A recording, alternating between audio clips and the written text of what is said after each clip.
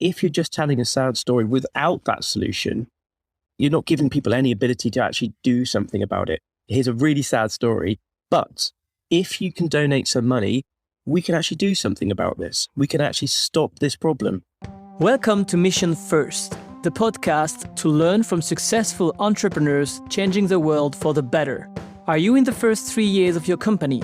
And do you want to save time by avoiding making the same mistakes that lots of entrepreneurs have already done? Then make sure to follow this podcast, because you are going to get actionable strategies coming directly from those who have found product market fit and are scaling up fast with their for-profit companies or their NGOs. Think about it as a masterclass about product innovation, business models, leadership, and growth marketing. Bonjour, I am Gilles Toussaint. I help entrepreneurs have a bigger impact with this podcast, and I also help mission-driven companies increase their revenue more efficiently with growth marketing and my company, GT Impact. How can we make people more aware of animal species disappearing every day in this world, get people to care about it, to change, and also to raise money to protect these animals? My guest today, Paul Goodenough, realized that environmentalism is too often not something on the menu. People are too caught up in their everyday lives. They don't have the time. They do not know how to help. So he came up with Rewriting Extinction, a comic book collection with stories to change the world. In a few frames, their comics help you understand the issue, relate to it, and get a tangible action you can take today. The mission is simple: change, protect, restore, inspire. With this mission, Paul has managed to attract a panel of stars like the comedians Ricky Gervais, Andy Serkis, Gollum from Lord of the Rings, for those who don't know, Jane Goodall, Peter Gabriel, and in total more than 300 creators to contribute to these stories. Without spending a penny on ads, Rewriting Extinction managed to reach 115 million people and collected donations for close to £1.5 million. Paul is a fantastic producer and a storyteller. So in this episode, we discussed about how to build a brand with no media investment, get a lineup of stars to join your mission, get big media attention, and in the same time, he also gave us a lot of advice about how to tell an emotional story that anyone can understand, and also how we organize these brainstorming sessions to create these stories. Are you ready? Let's go. Really happy to be here with you, Paul. How are you? I'm basically all of the E's. So I'm a combination of exhausted, excited, and something. And also just basically, it's a very, very curious time right now. We came out of COP a couple of 3 weeks ago. And it was one of the most crazy and life-changing moments that I've had. And off the back of that, it's just been crazy. So many different people, organizations, charities have been in touch, wanting to basically take what we do, which is find new ways of engaging an environmental audience. That my inbox is just a dumpster fire right now, but it's great. Let's start directly, with hands-on advice on your feedback from the COP. What did you learn at the COP from an entrepreneurial point of view? I mean, you had this kind of viral effect of like taking a picture with Leonardo DiCaprio. So I think it was probably a really good moment for you to meet him. I don't know if you had met him before, but especially you had like all the press taking over this picture with him and also talking about the fact that, he came by plane, then flew again. So what are the learnings that you get from the COP? If you're an entrepreneur, what would you try to do the same way, or what would you try to do differently? Well, the thing that actually was really beneficial for COP for me wasn't what happened inside what's called the Blue Zone. The Blue Zone, if people don't know, is the area whereby the world leaders and politicians and delegates, they meet and they try and hammer out a deal for what they're going to do for the planet. That was great and very important, don't get me wrong, but that wasn't for me where the value was. Most of the value that I found was in the fringe events, which is in meetings between business, politicians, activists, celebrities, and people who care. So for me, I think what COP26 did better than any other version of COP before was actually have a really active community of people who were meeting around the edges of the Blue Zone. And I spent a lot of time at the engine works, which was being run by Goll's House. And people who don't know, Goll's House is basically aligning the UN SDGs, Sustainable Development Goals. And what they did is they basically put a whole bunch of people in the same building. And those people were politicians, experts, activists, celebrities, billionaires, millionaires, Jeff Bezos and people like that, all in the same building. And what they did in that building was truly beautiful. And I think the team from Forays deserve a lot of credit because they just left us alone, just to meet each other, just to chat, just to find out who you had a natural affinity with and who might share your vision. And for me, as an entrepreneur and also someone running an environmental project, it's a perfect setting because there's food, there's drinks, there's nice comfy chairs. It made it far less formal, which was a real tonic for the people who were formerly at the Blue Zone. To come out of that very formal environment and then just to sit down and just have an open chat with some of the best people on the planet was really transformative. And that's where I met Leo, as you just mentioned. But as I keep saying the same thing here, what I think is really important is that we don't make environmentalism about the people who stand on stages and the people who are kind of in the public eye. It needs to be about the average person and what they can do as well. And I've really found that actually that message resonated specifically with the people who traditionally have been on stages. They really love the fact that we're talking about how we can get the average person to make a difference. So yeah, I think in answer to your question, what I would do differently is very little actually. I found actually the process we had of being all in the same room and just chatting and not necessarily having an agenda for the conversations you have was perfect. And I witnessed billions of dollars of change happening in front of my eyes, just seats away from me. You could see the world changing, the business world changing the way they operate. And you're just a few seats away from that. So yeah, just to say what I'd do differently would be very little, actually, to be honest. I'll just go back to that place again and just do the same thing again. Can everyone attend the COP in order to reach, for example, to be able to have access to that building, to be introduced to this whole network of entrepreneurs? I know in that case, you were promoting your book. And maybe just before answering that question, let's take a step back. What is actually your mission? If you can remind it to me, the people from live on Instagram. Sure. Will probably know your company, but the people who will listen to this podcast episode after when it's published, what are you doing with Rewriting Extinction? Yeah, so for everyone who's just joined, I'm Paul Goodenough and I'm the founder of Rewriting Extinction. As Sheila's just so beautifully holding up there, one of the things we've been doing, or our main purpose, is to take people on a journey where they currently don't engage with environmentalism, or they maybe don't care, or they maybe don't know how to actually do something, take them from that standing start to something they can tangibly do to save species from extinction. The way in which we do that is by entertaining them.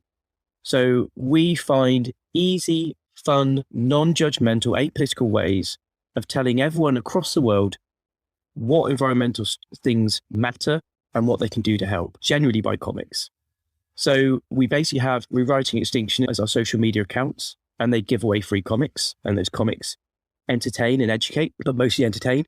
And then we also collected together into an anthology that Gilles just held up a minute ago. The anthology's been at #1 on the Amazon charts, and it's just been Sunday Times Best Book of the Year listed nominee, which is great.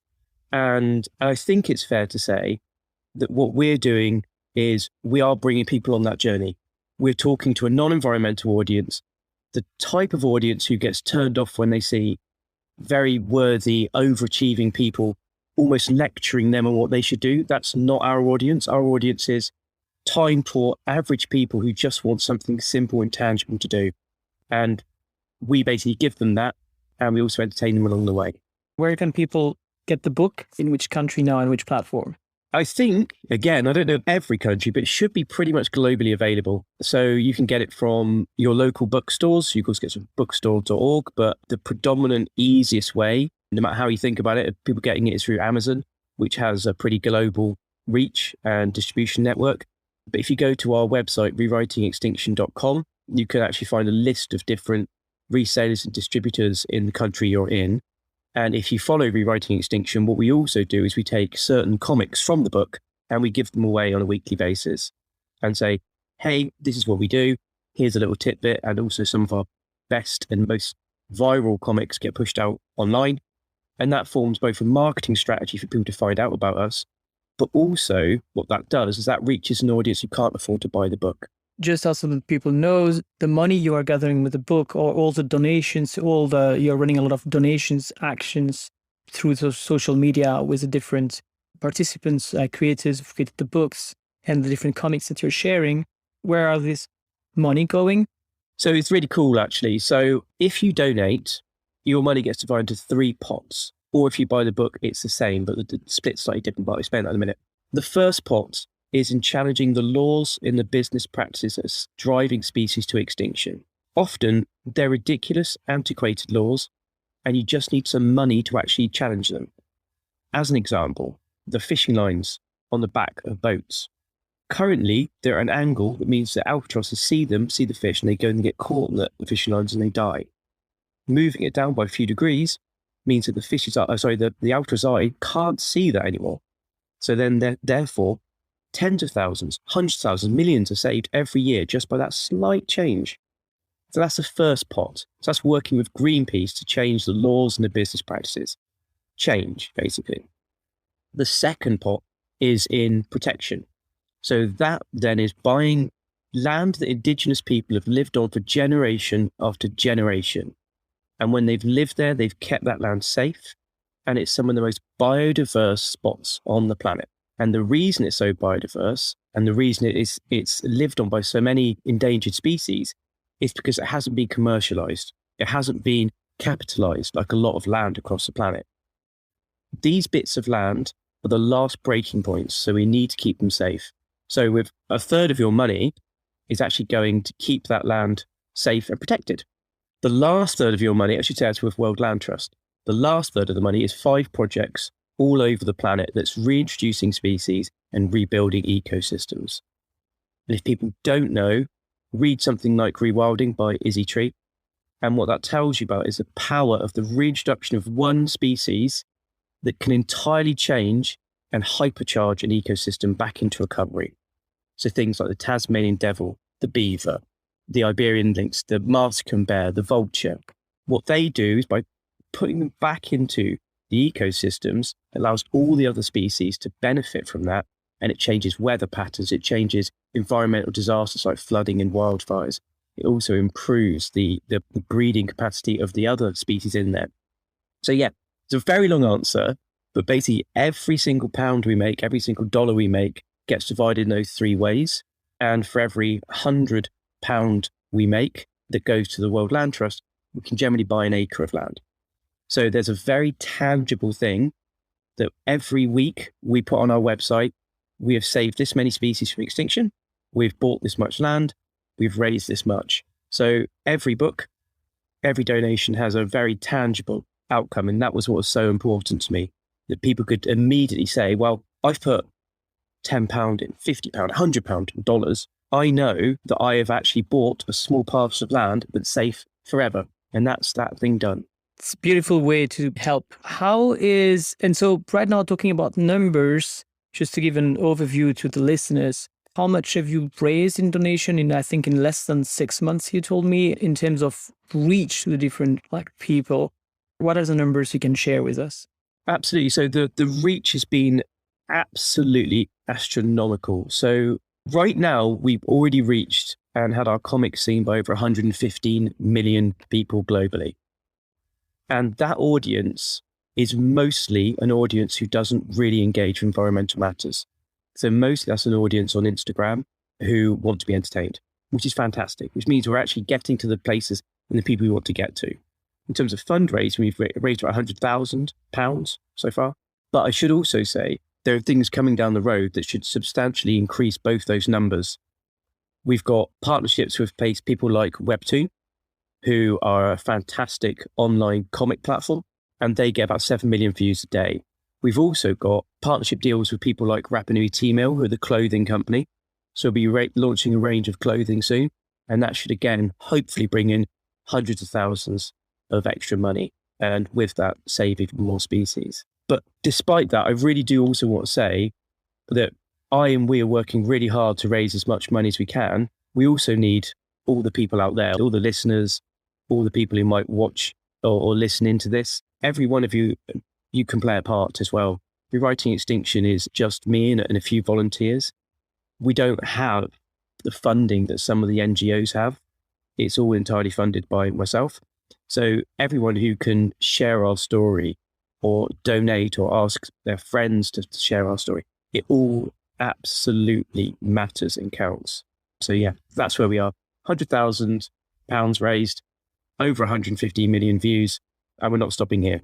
That's really exciting. It's going to be super interesting to talk, especially about the marketing strategy you have right now on Instagram a little bit. But before, let me go back to the question I wanted to ask you. If I want to go as an entrepreneur with my startup, or also as a person to the COP, can everybody go and access, or do you have to pay to get the booth? Because I know you had some kind of booth to promote your book. Actually, I didn't, Gilles. So yes, so sorry, I forgot to answer that question. So COP26 as an event is not open to anyone. To be in the blue zone, you have to have accreditation, which will come generally from a government. Then they've got the blue zone, which is the closed area where you get your world leaders, and that's a very secure environment. You've got the green zone, which is part public. They run events in there, but you have to have the tickets to get into those events. The fringe events, which happen in and around COP, is a mixture. Certainly Gold's House, where I spent a lot of time, that was an invite only. I was lucky enough that Matthew Freud, who runs the PR agency Freud's, that was running Gold's House, was kind enough to invite me, and he deserves a lot of my thanks and gratitude for what he did. So I don't have an immediate answer for you. It's a kind of an invite. You know, people who can get you in that room, rather than there's a place you fill out a form and they say yes or no. It's more of an invite only thing. But saying that, there was loads of stuff in and around COP that was completely open to the public. There was Extreme Hangouts, which was basically a boat down on River Clyde, where Matt Damon spoke via Zoom, and a lot of other kind of experts and entrepreneurs and also people involved in activism spoke there.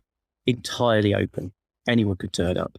And the same was true of lots of the venues. So the Times also run a pub event, which is took over a pub, and they had Lucy Siegel, Dale Vince, and other experts talking there. Again, entirely open.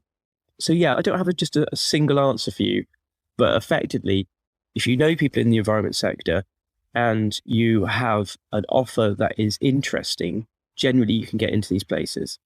Talking about the book, I mean, your projects in general, just to write this book, you got partners, creators. I think how I learned about the book was actually because not Ricky Gervais, Andy Serkis. I saw a post about Rewriting Extinction and Andy Serkis, and that's how I learned about it. So, Andy Serkis, for those who don't know, like Gollum in Lord of the Rings, and then, you have Dame Judi Dench, lots of really big creators and artists in there. You sent me a list of do's and don'ts about this, and you told me how to get the lineup of people, stars, let's say, I'll call them like that, to join a mission, and how to get featured on big media like BBC without paid PR. And the first one you told me was, don't try and get stars to care about your mission. Find the stars who already aligned to it and actively want to help. Can you explain that a bit more, what you mean by that and how we can apply that if somebody wants to start a project like yours? Yeah, absolutely. So the first thing, I approached it in a very professional sense. So that's really, really key for me. I didn't just basically start spamming and emailing people with just random requests. That's just going to piss people off and just really annoy them because they get so many requests. So first of all, I started from a position of, right, okay, I made almost like a patchwork where I said, what are the audiences that we need to get environmental messages to? So I looked at LGBTQ plus audiences. I looked at audiences who care about things like reality TV, music, comedy, blah, blah. And then what I did is I did research. I didn't just go to the first person I could think about in that category. I went to see who was actually in that sector talking about environmentalism, biodiversity loss, climate change. And also I looked at what they were saying. What did they care about? So again, didn't just go in randomly, hey, Ricky Gervais, would you just write a story for me, mate? Because that's not going to go down very well. But if you can go to someone like Cheddar Gorgeous, who's a drag queen who's been speaking about the impact of makeup on the planet, and I went and said, hey, Cheddar, would you like to write a comic story about that thing that you've been trying to talk about? That's the key. That's why I didn't try to get Andy Serkis to talk about makeup and get Cheddar Goodall just try and talk about the disappearing ice sheets. I went to them and said, that thing you care about, can we help you get a different audience to it? And that's why we had so many people who just stepped forward and wanted to do more, which is great. If we break it down, you identified your audience to know what kind of content you could write about. Then you found, let's say, the influencers who were already writing about that.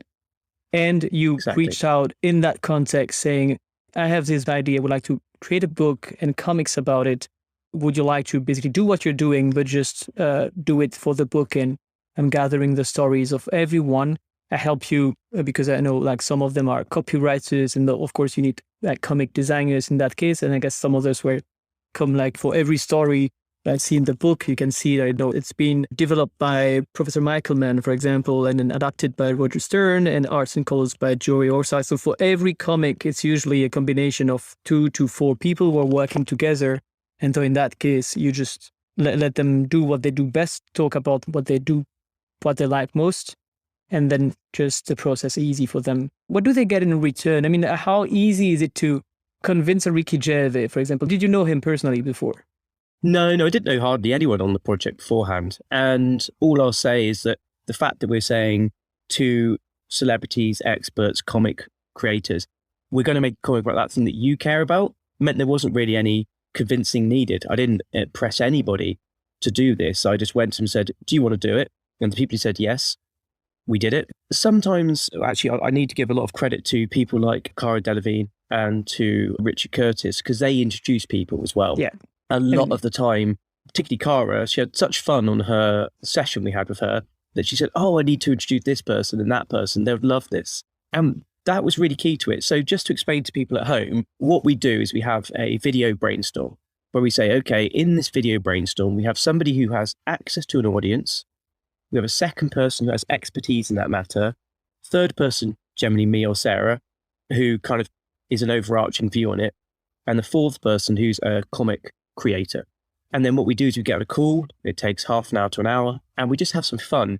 We come up with silly gags, jokes. We have heartbreaking stories, uplifting stories. We just knock the idea around. And actually, I think that was the key to it, really, that actually everyone had such fun on those calls. And they really felt at the end of it, that comic was theirs, because it really was. It's not like we've just gone, hey, I don't know, Ricky, can we stick your name on a comic we're already making? He actually made the comic. He actually wrote the thing. Or, hey, Chris Packham, can we stick your name on this thing about butterflies? Again, he wrote the story. That, for me, is the key. Actually, then, there's so many charity projects out there where it's like, we're trying to raise information or money about the thing. Stick your name on it. Come make a picture with us. Everybody involved actually was part of their own story, a key part. And as you said, you start with the one that you can grab and are the most excited about. And then usually because they love the process, then they refer you to the others. And of course, you go gradually from there to keep on going on how to get people joining your mission.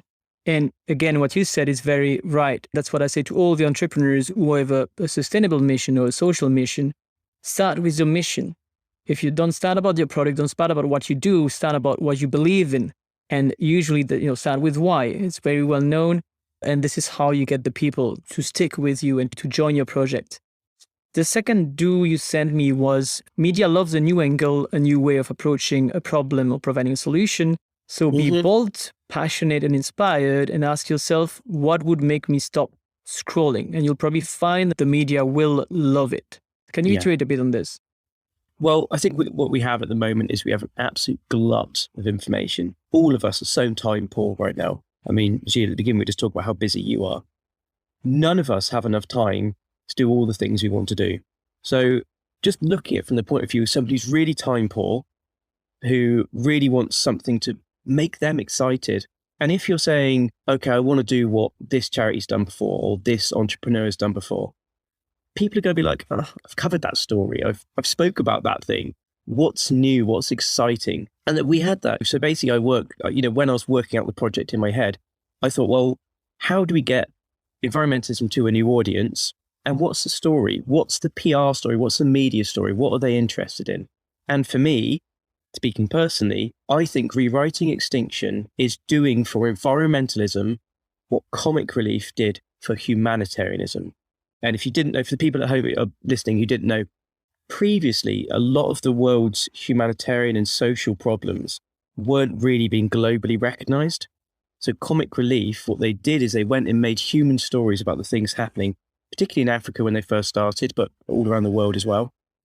And what they did is they said, we'll tell you about these really impactful stories, and we'll also entertain you at the same time. And that's a great story for the media.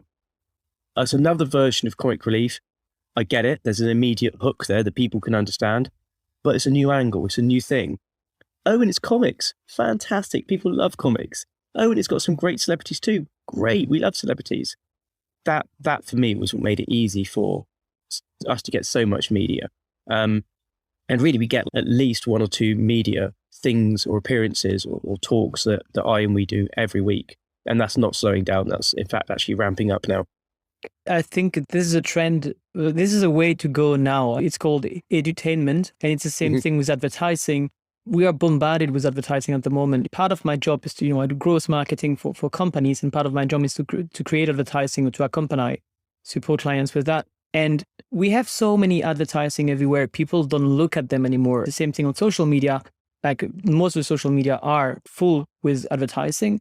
And at the end of the day, if you want to stand out with your post in that noise, it's the same thing as well. If you want to promote your project, it's not about just selling it, whatever it's with an ad or with a post, if it's not paid, this is still the same idea. What works, or the most successful ones, are the ones that actually understand that they need to entertain the people, educate them, and provide value. And if you do the three, if you entertain them, if you educate them, and you provide value, in that case, it's the magic potion to make sure everybody is talking about your project.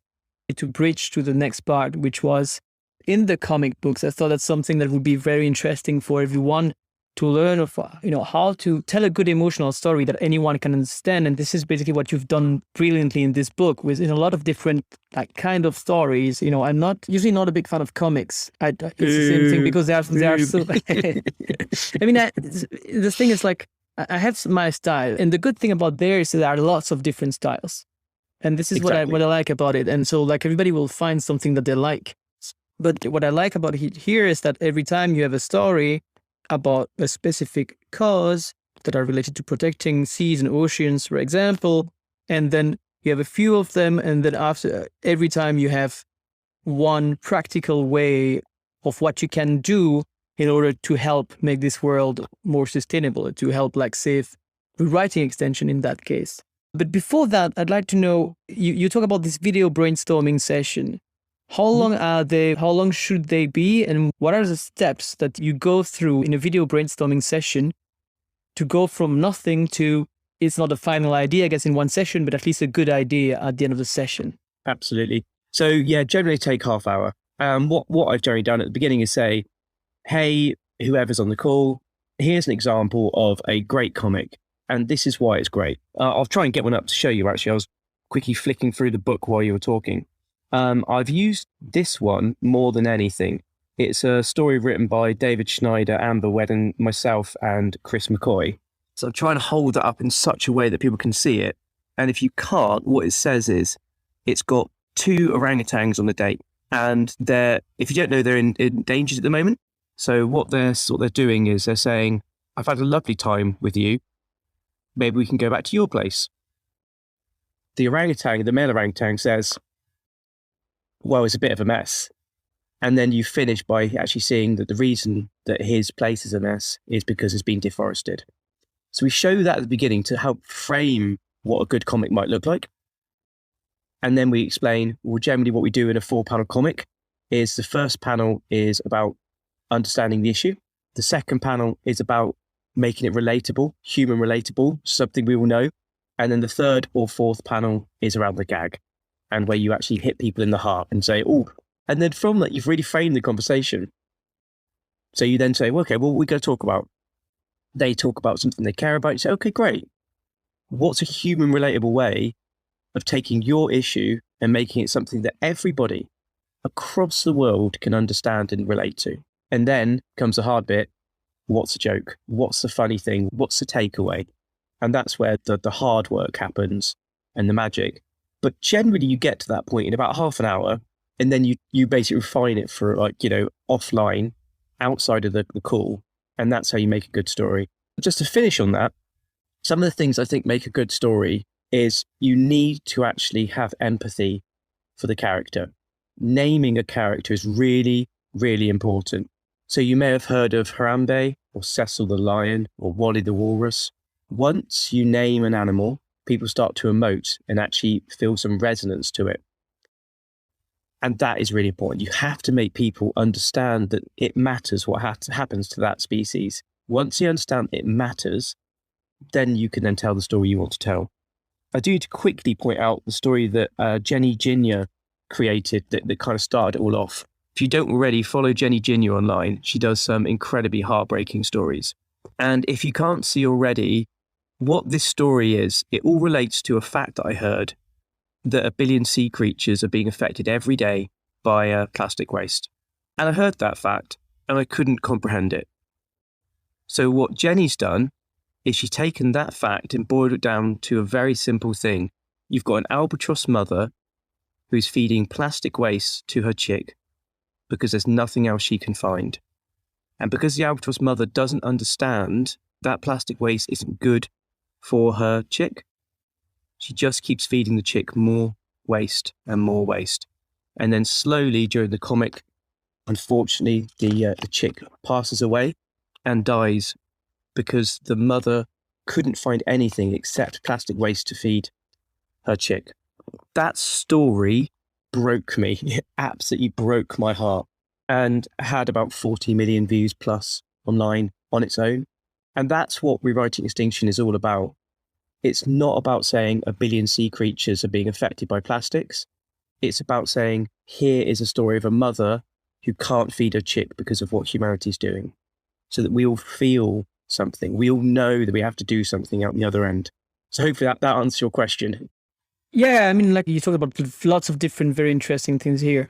So when we take that story, what it managed to measure online, the reach it had and the reactions it had with people, have you got some kind of relationship already now? I mean, cause and consequences between how engaging a story is and how much people react to it and the donations, because this is something that I think is being debated a lot online now. It's like, should we go for the sad story? What I like about the book too is that there's a part about the dramatic parts and then the part more like different types of tones, funny, not funny, sad, stories that inspires and stories that are more dramatic. So do you know at this stage now, because you can measure all of that, do you know if there is a relationship for all the entrepreneurs out there?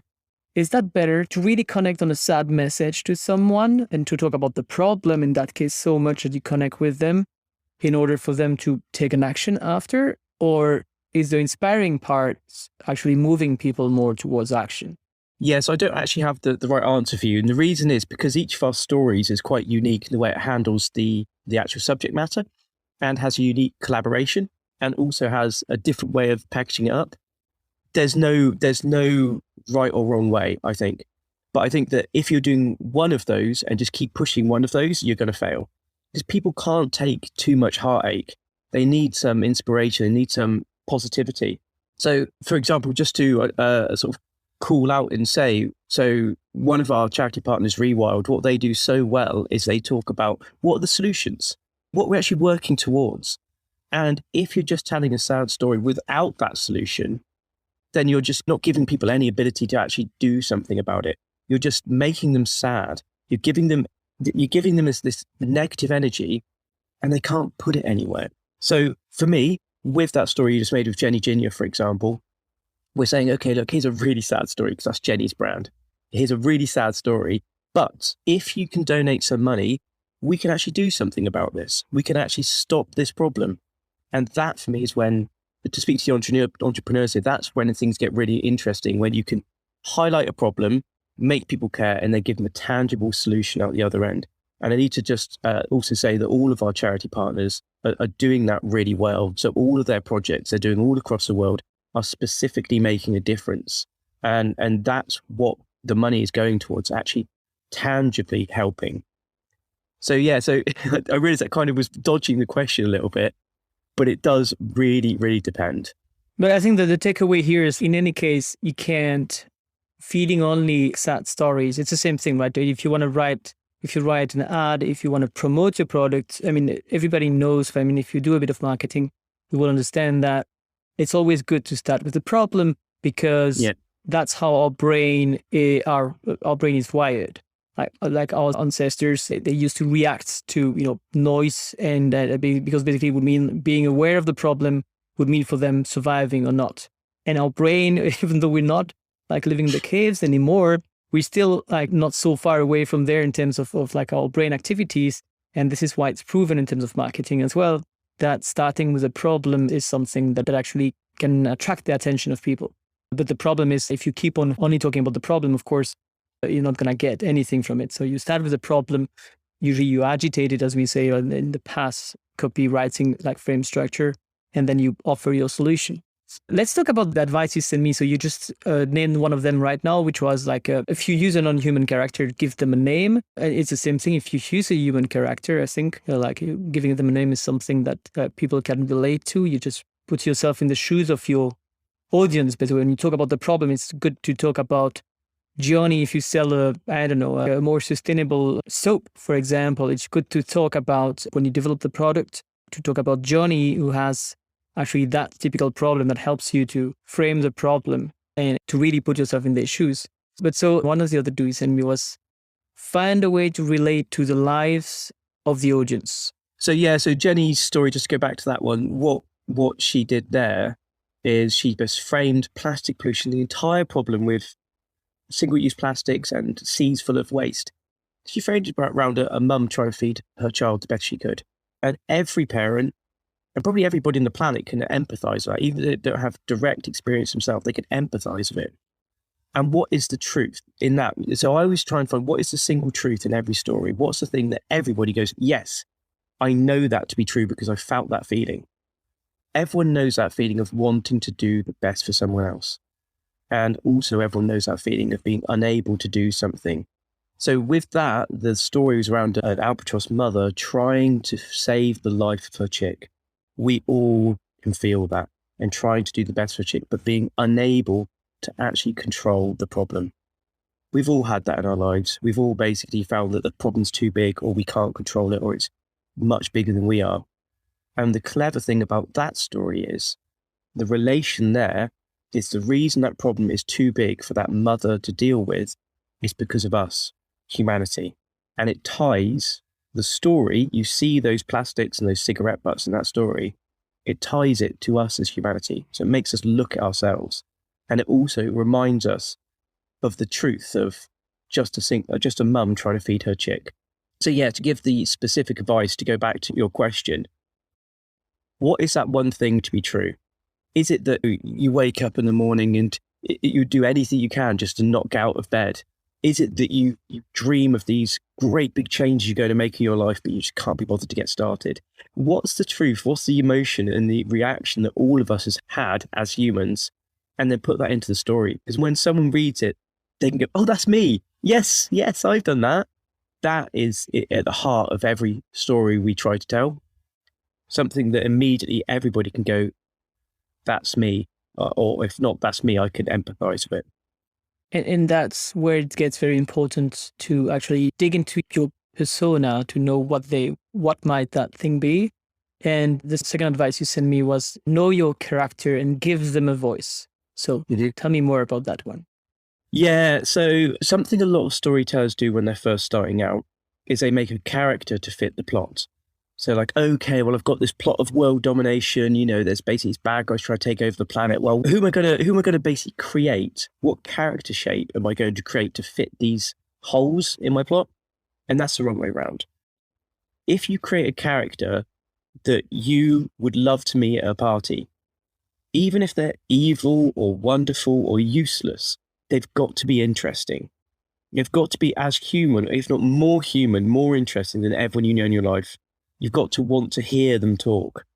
Otherwise, what happens is it's just a lump of film or a lump of story, and it's eminently forgettable. It's the people and the characters that actually make a story memorable. I always try to watch people, like watch people on tubes or watch people when they're walking around every day, and the way they look at their phones, the way they talk to each other. And I aim to get the characters and stories that I create and we create to have that level of realism that people recognize them and say, oh, that's just like, or that feels like.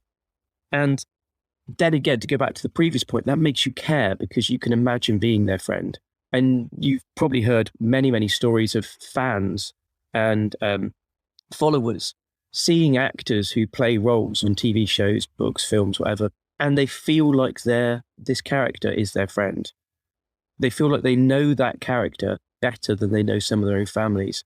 And that's by good writing, because that character represents something that they find attractive, not necessarily sexually attractive, but attractive. And you need to do that with all your characters. You need your characters to be someone that people want to hear more from. Or hate to hear more from. Well, yeah, that's still a want. Even you hate characters, like there's some absolutely just deplorable characters. So Matthew Lillard played one of the most evil characters I've ever seen in any show ever. It was in a film called Dead Man's Curve. And when I watched it, I was digging my nails into my hands because it was the most evil thing I've ever seen. But I also adored it. It was so beautiful. The character was so beautifully crafted. He was just this real piece of work. And yes, I didn't like the character, but I definitely want to hear what he said next. The fourth one was, if you want to reach new people, don't make your story worthy or overly intellectual. Tell me more. Yeah, so I might have lost a few friends at COP26. It's basically almost all of the panels and the talks I was either part of or near, they were just full of massively overachieving people. There was like someone saying, oh yeah, I was at 13, I started my first activist movement. At 16, I become the youngest UN ambassador. When I was at school, I basically raised $1 million for this thing. What that does, it's not to decry those people because they're obviously absolutely amazing. They're doing more than all of us. But if you start making your stories for those people, for those overachievers, the people who care so much, then what you're doing is you're cutting out the 80% of the planet who care as much as they can. And we need to talk to the 80% of people, the vast audience who is turned off by those overachieving people, the experts, the facts and the figures. We need to reach them because we all need to come together. So to make a reference, apologies for me choosing your cultural background, sometimes I find environmentalism is like a group of French people speaking French to a French audience, and they congratulating themselves because all those French people understood the French they spoke.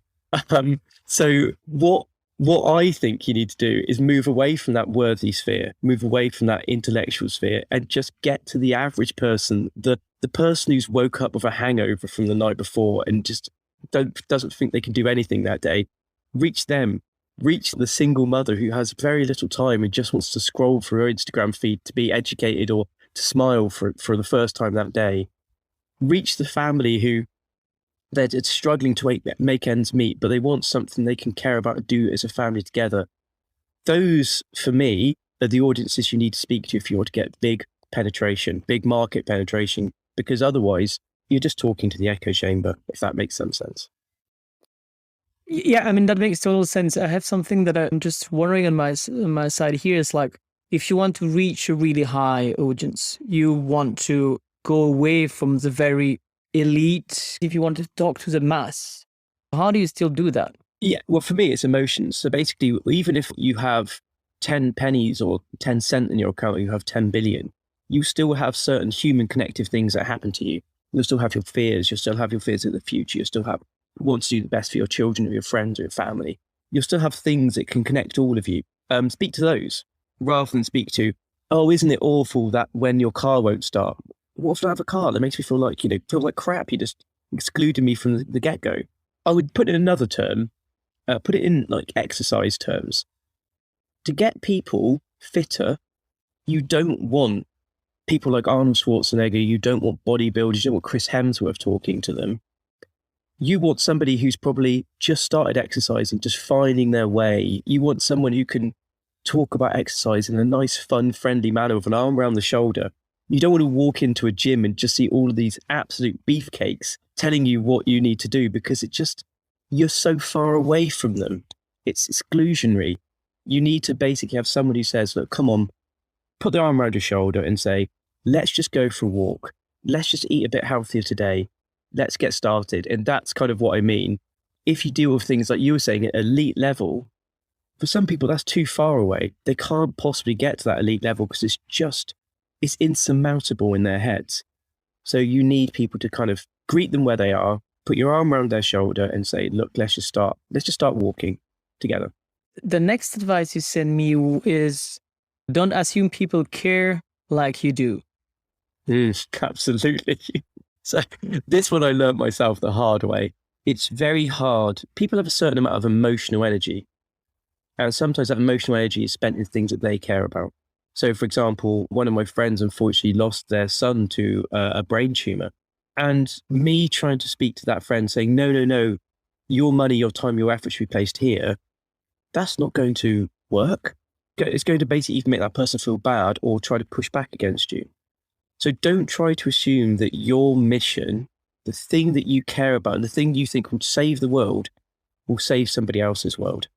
We've all got very different backgrounds, needs, pain in our life, which is why for our project, what we've tried to do is focus on the tangibles and not say, Gilles, you should care about this thing.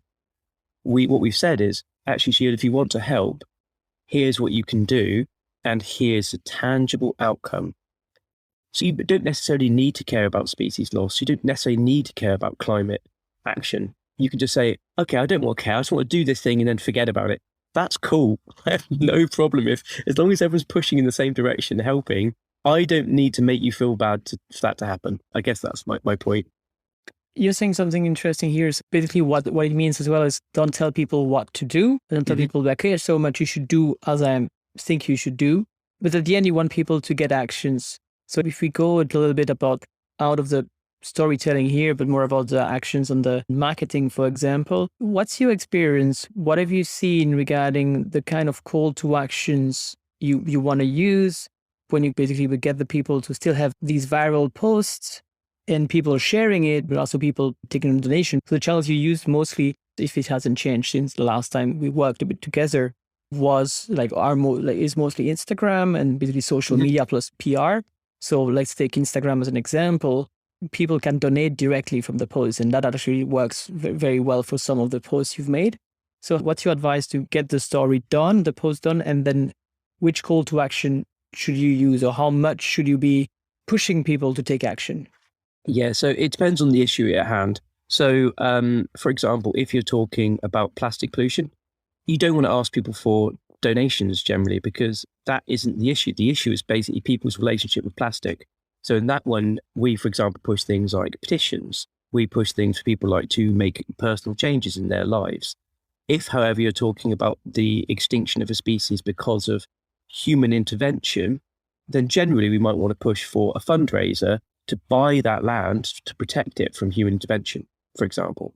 And in terms of what we find, so just in terms of helping people who are out there looking to learn from us, we find there's a really amazing engagement on Instagram. So many people take in and understand and care about our comics. What it's much harder to do on Instagram is to get people off that platform, as I expect a lot of people know. That's both because Instagram have designed it that way, but also because of the nature of what you're doing when you're on Instagram. And so we just finished talking about, don't assume people care like you do. I think where you finish on that note? I think so. Basically, the long story short is we all have our own passions, and trying to convince somebody that your passion is better than theirs or bigger than theirs is just going to not work. So you should always account for an audience who doesn't want to care, but wants to deal with the problem. So what we did is said, okay, if you don't want to care, that's fine. Here's what you can do. And that is immediately beneficial, tangible, and actually helps the planet. Really, really key. Don't just don't try to bully people into caring, I guess is the point. Yeah. Just tell a story and let people decide how you do it. Absolutely. And make your call to actions clear that if they want and if they care about, they can act. Absolutely. And the last one you sent me was don't give up. So storytelling isn't a science. So I'd love to have more explanations about this. So, yeah, I mean, don't give up. It's a really, anyone who's been a writer or a storyteller will tell you that don't give up is pretty much something we have tattooed on our soul. You never necessarily know what's going to work, and it's not necessarily your best work that gets the best response. To give you an idea, with us, what we do is we make comics of all natures to introduce people to environmentalism. We made some incredible, and I mean incredible, long-form comics, multi-page comics, and we thought people are going to go crazy over this. And they did. Don't get us wrong, they did. They did really well. But it was not comparable to what we did afterwards, which was make almost all of our online comics 4 panels only. What we didn't foresee, and what we assumed that proved to be wrong, was that people would look at the first panel or the first page of a multi-page comic and be so engaged that they kept looking. That wasn't the case. You only got the power users, the people who already cared about that thing. So we learned from that. We learned that basically people wanted to engage super quickly, everything on one single image, and then move on. So yeah, so don't give up, learn from your lessons, find the things that actually you can tangibly take away as actions for the next one. And it's hard, but don't be too emotionally invested in the things that you care about. Because if you're writing a story for your own benefit, that's great. You'll find an audience of people who truly love what you care about. And they'll be loyal and they will follow you till the ends of the earth. But if you want to reach people who you don't normally talk to, you have to basically play in their ball pits. You have to basically play in their sandpits or their things they care about. So yeah, so that would be my advice.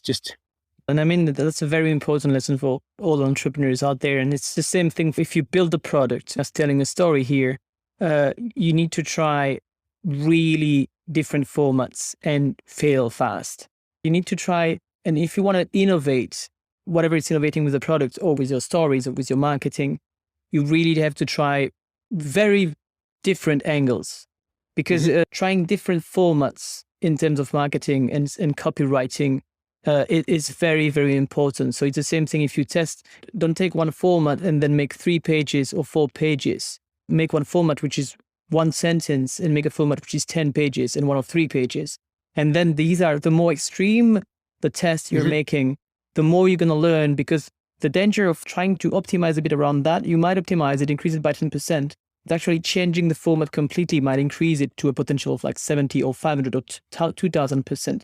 So you need to really try, be extreme in the different kind of tests you're making, whatever is in terms of format, storytelling, channels. Same thing, right? You try Instagram, but like right now, everybody should like try on TikTok. Maybe TikTok is not the right thing for you, but if you don't try it, you will never know. Absolutely. And you might be missing big on that channel. And yeah, to give you an idea, to go back to the point you're making, you're exactly right, because the first multi-page comics, when we actually did 1-page comics of 4 panels, they were between anywhere between 100% better to actually about 5,000-6,000% better. And that's a massive difference. And also we found that the people who were looking at it were very different as well. So we made a fantastic story with Cara Delevingne, another one of Andy Serkis, that were multi-page comics. They did not get picked up by the algorithm of Instagram and get promoted on their discovery page. But we made a small comic with a small comic artist who had a very loyal but small following. But because it was in that 4-panel structure, because it was very bright and colourful, because it had barely any words, I think it had like 10 words on it, it fitted the algorithm for the stuff that Instagram suggests to their audience. And therefore, that had an exponentially bigger audience.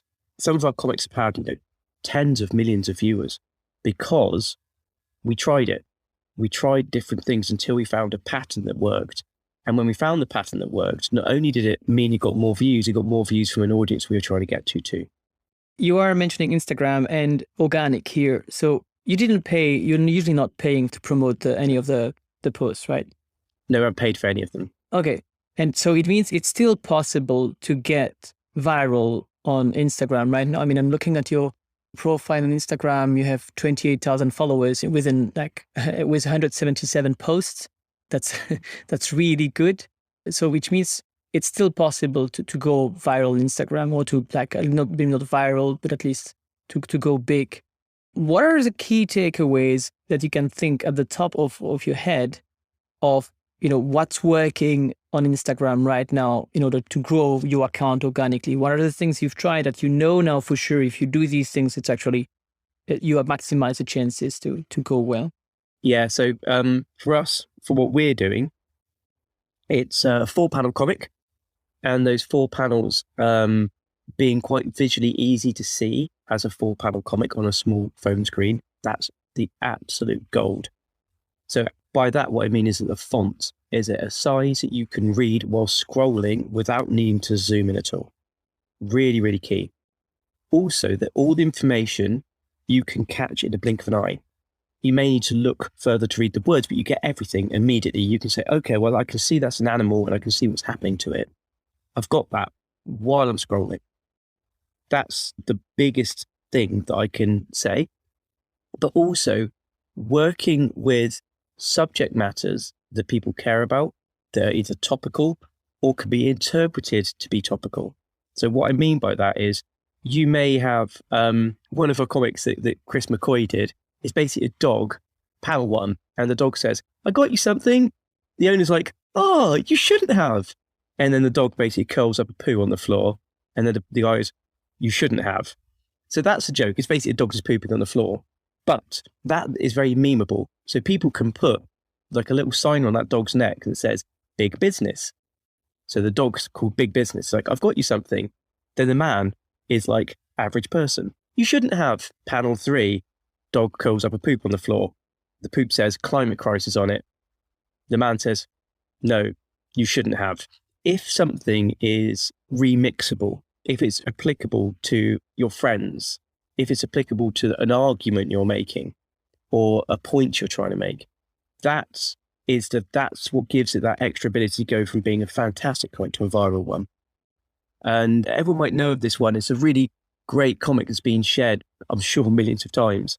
It was made by Joel Pett. It was a cartoon, a satirical cartoon or a comic of one of the COP summits. And it had somebody on stage. It's got listed all the benefits of a green planet. It says new jobs, cleaner air, better equality. It basically lists all of the benefits of a green planet. And there's 2 people in the audience, and I can't remember the exact words, but basically one says, what if we do all this and it turns out we've improved the planet for nothing? It's that joke. People have used that to win arguments across social media and every platform. When people start saying about like, oh, but what if climate change isn't real? And people post that comic as an answer. It's like, even if you don't believe it's real, it's going to be a better world. Why wouldn't you? And it wins arguments. So that's the thing that we've certainly found. If people can immediately understand what the issue is and also use what we've created and given them to win their own arguments, to have their own points, then you've got something that's really potentially both viral and also impactful and powerful too. That's very interesting. A bit more difficult to apply, I guess, to everything. But the first part that I want to summarize here is also having different layers is very, very important. So that the first layer that people, when they look at it in a second, they know what it's about. And then they can go into the details. Don't start with the details. Start with the Absolutely with the big layers first. I mean, I can actually show you that comic if you want, if it helps people to understand what it is I'm actually talking about. I'm just quickly clicking through on my computer to pull up that comic in case that's helpful. Yeah, I will share it in the resources of the episode. This was the comic that Safely Endangered made. So the comic's been around for ages, but we then have remixed it in this way. And that's what I mean is, so it's really helpful to actually have these comics where you can, like I say, you can immediately see what it is. Dog talking to owner, dog pooing on the floor, owner not happy. But you can actually, 1, understand it, 2, empathize with it, and 3, you can reuse it to make your own arguments, which is great. The concept was already existing before. You just took the concept as a meme basically and just changed the concept in it. Yeah. But if you also So- make a comic where you know people can do that, then you basically got a really good thing. And that gets back to the last part I wanted to ask you. So like that's one of the trick, for example, here is like look at what there is around, find inspiration, and just adapt it.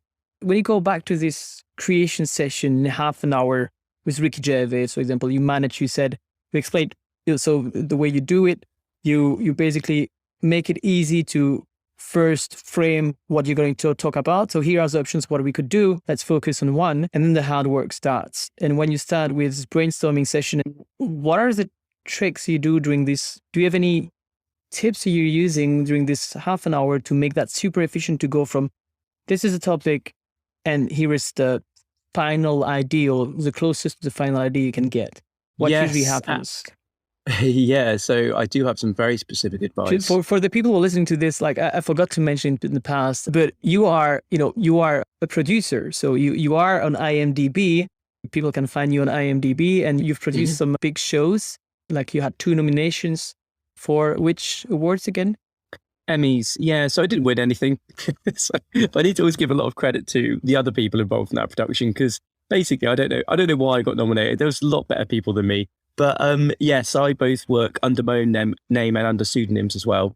My work basically spans books, comics, TV shows, films, online games, production. Basically, I'm a storyteller, so I work across the story medium that suits the idea. And yes, to your question, I actually can show you another comic that we made live with Dinos and Comics, BBC and Cheddar Gorgeous. And this is something that really helps to show exactly how it works. So you may remember for the first part of this, I spoke about start with something that's a problem. I feel so bad, I barely ever recycle. So that's the problem. That's the issue we're talking about here. Panel 2 should make it relatable. Nobody's perfect. So again, you've made it relatable. We all think, oh yeah, no one's perfect. And then panel 3 and 4 is the gag. So panel 3, and I eat way too much meat, says Dinosaur 1. Yeah. And then you get the gag. We all have our flaws.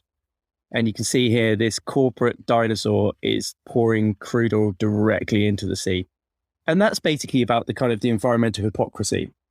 And sometimes the average person feels like they are responsible for all of the dangers and the planetary collapse.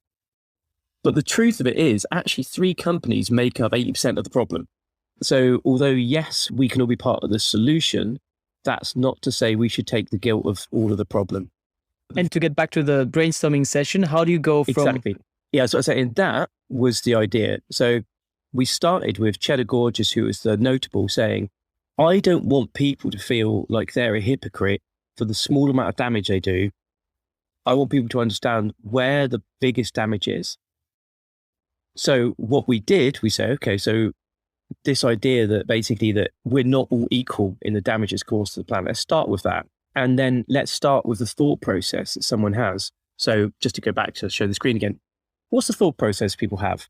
I feel so bad, I barely ever recycle. That's the guilt. So we talked about that in the brainstorm. So we spoke to Cheddar and to Kay and to James, who are the people on the call. And we said, what's a line that we've all said? And I feel so bad, I barely ever recycle. What's the human relatable part? Well, no one's perfect. You know, don't feel too bad about it. I eat way too much meat, yeah, and we all have our flaws. That, again, was framed, the whole of the brainstorm was framed around the idea of how can we help people understand that actually it's not equal the damage we do. And we explained it via that 4-panel thing. Panel 1, introduce a problem. Panel 2, basically show some sort of human relatable parts to the problem. Panel 3 and 4 have a gag. And we did this whole comic. The whole comic was brainstormed in under 10 minutes. And the whole comic was drawn and created and finished live with BBC in under 2 hours. Oh, wow. Okay.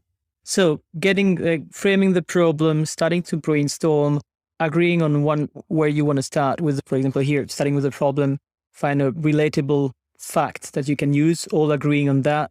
And then I guess just having more brainstorming to find the gag you could use until someone says something like, yeah, let's go for that. Exactly. Yeah. And it really was. It really was that. So on this, you can watch it. It's available on the BBC website.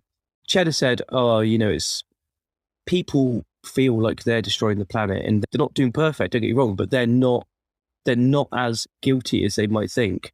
I think it was me actually who said, well, yeah, I don't do this, I don't do that. And then you got somebody else who's like, well, actually, I pour 10 billions of crude oil into the North Atlantic.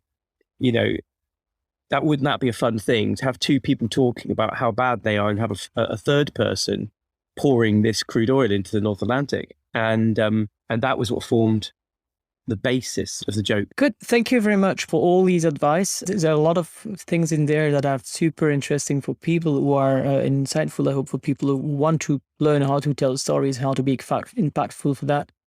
Let's go through what I usually ask to all my guests. What is the best advice you've been given as an entrepreneur? It is the best advice, but it's also the hardest advice to take and actually action, which is you are only as strong as the people around you. Having a good team of people who can offer you honest advice and can open doors for you and can actually put their arm around you when you need someone to talk to. That is without doubt for me the most important thing that I've ever learned.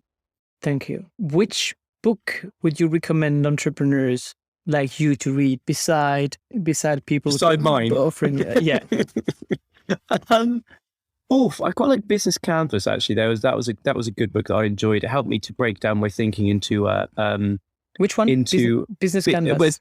Business Canvas. I think of Business Canvas model and Steve Krug's Don't Make Me Think. Those really helped me. Steve Krug's was quite a while ago now, but if you don't know it, it's basically around the idea of understanding that people don't want to think when making decisions. They want to basically decide on the thing, not on how to actually engage with your platform. So take away every single thing they need to think about, getting from the point of deciding to buy it to buying it, make it as easy as possible, get rid of everything else so that they're only deciding if they want the thing. So Steve did a lot of work with Amazon back in the day, when I was also kind of in and around that world as well.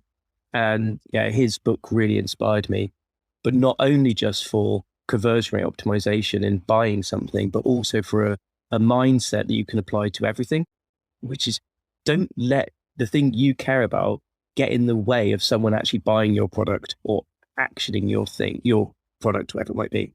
Make it easy for the people to achieve whatever you want them to achieve. Absolutely. If they don't need to know, don't tell them. Basically, they can find out later, but don't force it down their throats. And then last question would be, tell us one thing about you that I wouldn't be able to find out online. Oh, well, I can tell you something that people usually remark upon. I've never had a hot drink in my life. So a hot spicy, or you mean a hot like coffee? Hot like coffee, or I'm going to cover the list now because I always get the after questions. I haven't, before anyone asks, I know I haven't tried tea. I haven't tried coffee. I haven't tried hot chocolate. No, I haven't tried mulled wine. I haven't tried drinks that were basically like hot toddies and all those things. I haven't tried a hot drink. Full stop, period, exclamation point. I haven't had a hot drink. In your life, so even as a kid, you started there we go. Picking it. No, even as a kid, I've never tried. See, it always happens.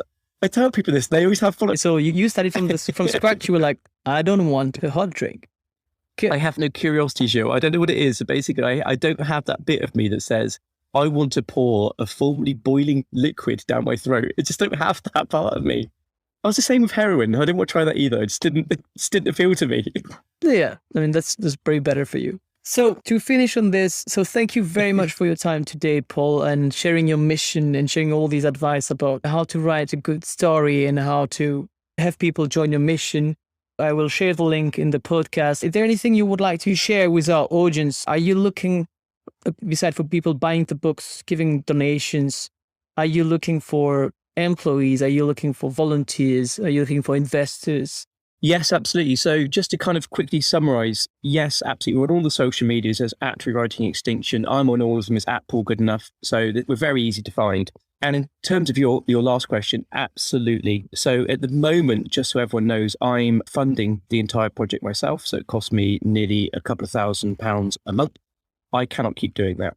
So yes, if there are investors out there who want to help us keep doing what we're doing and reaching new audiences, then absolutely do get in touch. And for the people who actually would prefer to donate, just so you know, all your money goes through to saving species from extinction. So we buy land, we change laws, and we reintroduce species. And so everything you do is very tangibly tied to an outcome. And that is updated weekly on our website of rewritingextinction.com. We are also looking for volunteers as well and people who can help us in our mission. We're doing incredible things. We've already had 115 million views. And mostly, if not all of that, has come from us trying to do everything we can without internal investment. I've put some money in myself, but there has been no investment outside of that. So volunteers allow us to actually reach a new level. And actually, I think there are some really exciting things that we're being offered right now. But without more people and more money coming in, we can't actually reach those levels. So if there's someone out there who wants to help, we're all ears. Just get in touch. Thank you very much. Wishing you a great weekend. And thank you very much for everyone to listening, and have a great weekend too. So Paul Goodenough, Rewriting Extension and Mission First. Thank you. Thank you so much, everyone. Bye-bye. If you like this episode, you can share it with your friends because sharing is caring. And you can give it a 5-star on Apple Podcast because this really helps to make it more visible to other entrepreneurs working on a better future like you. If you are busy and might not have the time to listen to all episodes of this podcast, just a little tip. Sign up for my newsletter on gtimpact.com. You will receive the summary of advice from each episode, and you will get personal recommendations on which episode you should focus on depending on your current challenges, your industry, and your startup stage. Thank you very much, and see you next week for the next episode. Have a nice day.